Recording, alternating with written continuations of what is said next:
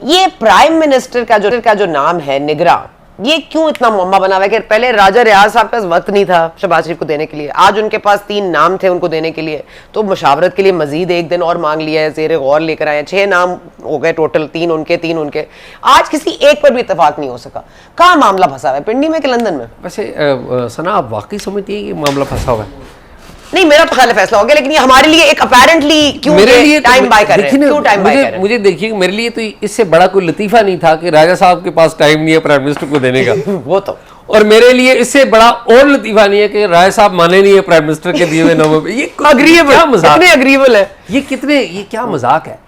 हम सबको पता है कि राजा रियाज साहब वो अपोजिशन नहीं है, रियल अपोजिशन। अब माने या ना माने, वो बाहर है अपनी गलती की वजह से, जैसे तैसे भी वो रियल अपोजिशन इस कौमी असेंबली में नहीं है। पर जो है सायरा बानो, फहमीदा मिर्जा, जीडीए, आपने उनको भी कंप्रोमाइज्ड है। लेकिन चले कम से कम, चले ठीक है, आप अपेरेंटली है, I agree, Saira Bano opposition करती है, आई एग्री, ठीक बात है। लेकिन मैं जो एक्चुअल अपोजिशन थी वो तो बाहर बैठी हुई है। अच्छा, और ये जो राजा जी एग्जैक्टली राजा रियाज जो है, राजा रियाज साहब कौन है? राजा रियाज साहब वो हैं जिन्होंने इमरान खान साहब के खिलाफ वो खड़े हो गए थे जब इमरान खान पावर पे थे, और इमरान खान साहब के खिलाफ खड़े होके वो अगले उम्मीदवार किसके थे? वो मुस्लिम लीग नून के उम्मीदवार हैं। वो कहते हैं कि जी मैं मुस्लिम लीग नून के टिकट से फैसलाबाद से इलेक्शन लड़ूंगा। अब मुस्लिम लीग नून के टिकट का उम्मीदवार मुस्लिम लीग नून के सदर को टाइम नहीं दे रहा, ये मुमकिन है?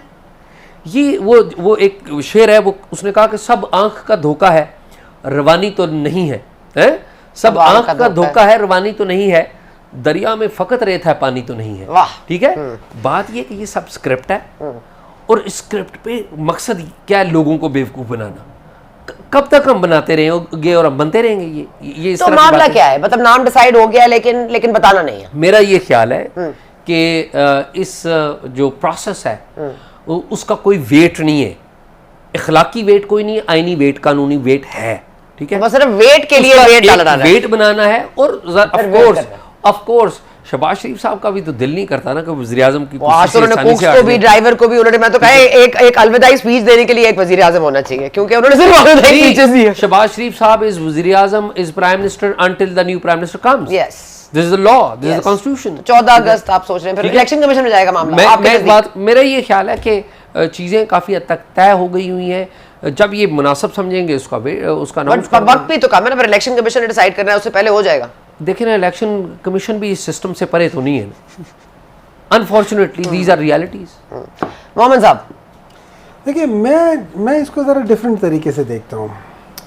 मैं इस तरीके से देखता हूँ कि एक तो अगर आप देख लें, नए नए नाम आ रहे हैं, और मैं ये समझता हूँ जो आखिरी 1-2 नाम आएंगे ना, they will be the most important. अब वो नाम कहाँ से आएंगे? इनको फीड होगा कि क्या इनका अपना दिमाग काम करता है? मेरा नहीं ख्याल कि इनका दिमाग की कैपेसिटी इतनी है, लेकिन बहरहाल जो भी है वो चीज़ है। लेकिन नाम क्यों देर से आएंगे? नाम इसलिए देर से आएंगे कि ये जो केयर टेकर गवर्नमेंट आ रही है, या वो गवर्नमेंट जो टेक केयर करेगी किसी का, इसको आपने ऑलरेडी थ्रू सर्टन बिल्स या एक्ट्स या उनकी वजह से आपने इसको एम्पावर कर दिया। आपने वो जो इलेक्शन कमीशन एक्ट के लिहाज से आपने प्रेसिडेंट को इक्वेशन से हटा के आपने इलेक्शन कमीशन को पूरी तरह एम्पावर कर दिया कि वो डेट भी देगा, वो ये भी बताएगा कि इलेक्शन कब कराएगा, क्यों नहीं कराएगा, वो उसके इख्तियारात में चले गए। फिर आपने उसके बाद कोशिश की थी कि आप ये इलेक्शन एक्ट के तहत आर्टिकल 230 के लिहाज से सारी पावर दे दें, लेकिन चले उन्होंने वहाँ पे थोड़ी सी सेंस प्रिवेल की थी सेनेट में, नेशनल असेंबली ने टोटल कॉम्प्रोमाइज़ से उन्होंने 231 और 232 को थोड़ा सा ज़रा वो उसके दांत ज़रा कम कर दिए।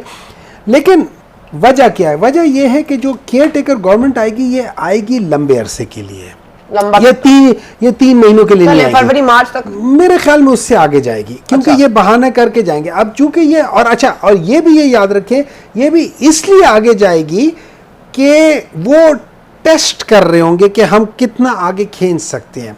हमने क्या किया? हमने जो मेजर गलत काम किया था कि हमने ये फरवरी मार्च में हमने जो कॉन्स्टिट्यूशनल आपको कहता था कि 90 डेज में इलेक्शन करा लो, हमने वो नहीं कराया और उसको खींच दिया हमने, मार्च से लेके ये अगस्त तक खींचा। इसका मतलब है हमने 4-5 महीने एक्स्ट्रा बगैर किसी उसके खींच दिया। वहाँ पे सुप्रीम कोर्ट को भी हमने किसी खाते नहीं रखा, उन्होंने जो कुछ कहा। अब उसका पार्ट 2 ट्रेलर आएगा। पार्ट 2 ट्रेलर ये आएगा कि अब आपके पास जहाँ जहाँ कॉन्स्टिट्यूशनल क्राइसिस आ सकती थी वहाँ वहाँ आपने एम्पावर कर दिया उस इदारे को कि जिसके ऊपर हमें एतराज़ात थे, आपने उसको कर दिया। अब ये अकॉर्डिंग टू द लॉ वो जो कर रहे होंगे वो अकॉर्डिंग टू लॉ है, जो चैलेंज करना भी मुश्किल हो जाएगा जब तक आप लॉ को चैलेंज ना करें, तो उसको करेंगे। अब उसके बाद क्या होगा, तो जो अब चूंकि स्टेक्स बहुत हाई हो गए हैं तो वो जिस बंदे को लाएंगे उस बंदे को चुन कर लाएंगे कि उसने अगले साल, डेढ़, 2 मे बी साल, डेढ़, 2 मे बी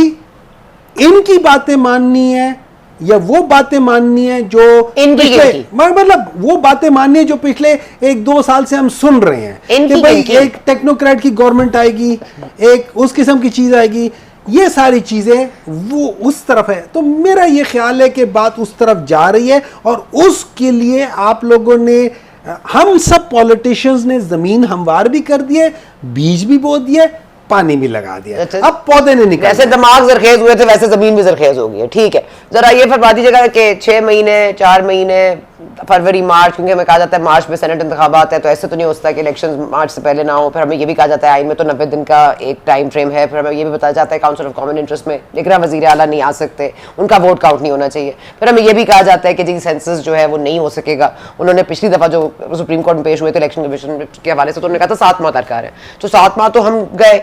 तो इस मुल्क में आईनी तौर पर तो कुछ नहीं हो रहा और हम रिवायात पे भी नहीं चल रहे, ट्रेडिशनलिस्ट भी नहीं है, तो रिफॉर्मिस्ट भी नहीं है, तो फिर हम क्या है, क्या होने जा रहा है? मेरा ये ख्याल है, मेरी कैलकुलेशन के मुताबिक, मैं भी गलत हो लेकिन मेरी जो प्लस माइनस है उसके मुताबिक ये जो इलेक्शंस है आम इंतखाबात, ये 28 फरवरी से 3 मार्च के दरमियान किसी डेट में होंगे। क्यों? सवाल ये पैदा होता है कि क्यों। उसका जवाब बड़ा सिंपल है।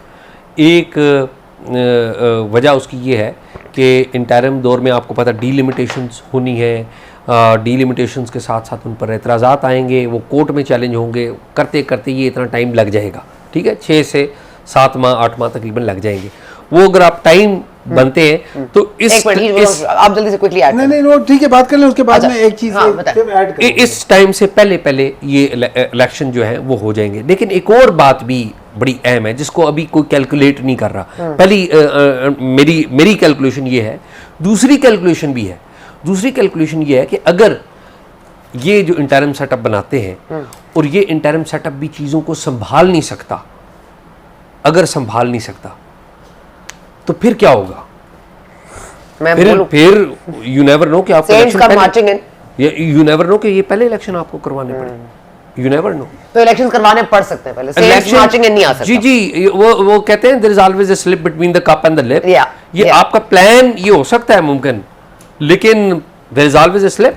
अच्छा, व्हाट डू यू थिंक, कौन सा नाम आप जी? अच्छा, मैं एक बात देखिए, इससे ये है कि बात सही कर रहे हैं कि ये चीज़ उसके, लेकिन एक बात है, आप जब डीलिमिटेशन कर देते हैं उसके बाद उसको आईनी कवर चाहिए होता है इलेक्शन के लिए।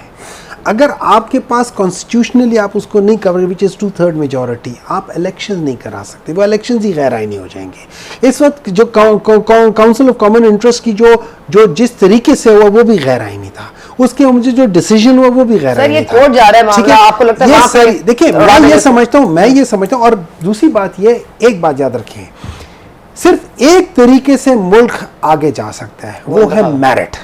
और merit, the only way merit is elections.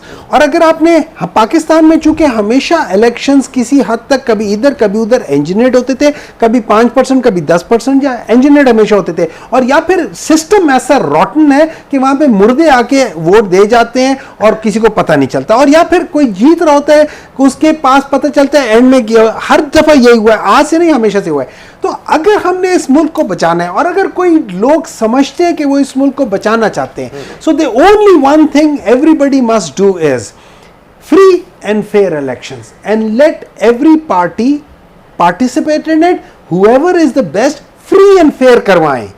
अगर ये मुल्क तरक्की ना करे तो जो मर्जी कह दें। जी, पहली बात तो ये है, हुमायूं भाई की बात पार्शली ठीक है, लेकिन मेरा इनसे सवाल है कि अगर फ्री एंड फेयर इलेक्शन से मुल्क तरक्की करता तो 1970 में कर लेता।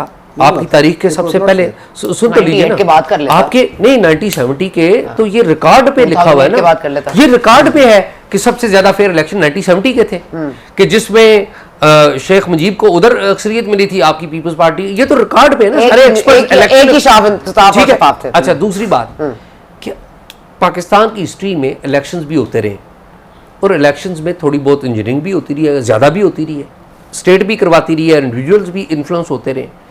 लेकिन पाकिस्तान का जो मसला है वो दो बुनियादी मसले हैं। एक तो ये है कि पाकिस्तान में जमहूरियत पूरी नहीं है।